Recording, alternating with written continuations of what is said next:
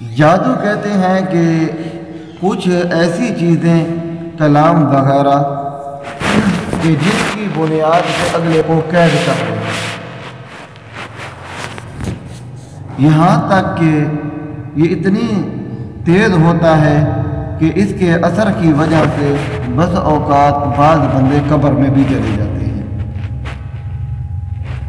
لیکن ذہن کے اوپر اور طبیعت کے اوپر اس کا اثر ضرور ہوتا ہے۔ اب رہ گئی یہ بات کہ جادو کیا چیز ہے۔ جادو یہ کچھ الٹی پھلٹی کلامیں پڑھی جاتی ہیں اور کچھ غلط اور گھٹیا قسم کے اعمال کیے جاتے ہیں، جس سے تخیل جو خیالات ہیں یہ اتنے مضبوط ہوتے ہیں کہ دوسرے کے اوپر جا کے گرتے ہیں، اس کی وجہ سے وہ دوسرے کو قید کر لیتا ہے،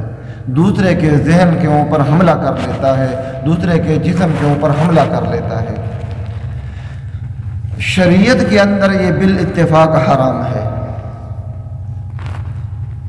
کسی مسلمان کے اوپر کروانا اور اس طرح کے دھندوں میں پڑنا یہ حرام ہے، اس کی کمائی اور اس کے معاملات میں یہ سارے۔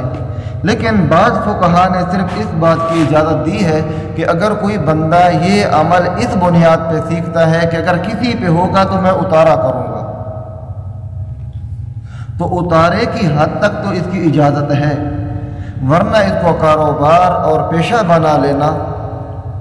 یہ رزق حرام ہی حرام ہے۔ اور یہ مولانا اشرف علی تھانوی نور اللہ مرقدہ فرماتے ہیں کہ یہ جادو تو دور کی بات، قیامت والے دن نظر کا بھی مواخذہ ہوگا، کہ اگر بندے کو پتہ ہو کہ میری نظر سے جانور تباہ ہو جاتا ہے، انسان بیمار ہو جاتے ہیں، بعض بندوں کی نظر بڑی تیز ہوتی ہے، تو اگر اس کو یقین ہے تو پھر بھی وہ لگا رہا ہے، تو قیامت والے دن یہ اللہ کی بارگاہ میں اس نظر کے غلط استعمال کا جواب دہ ہوگا۔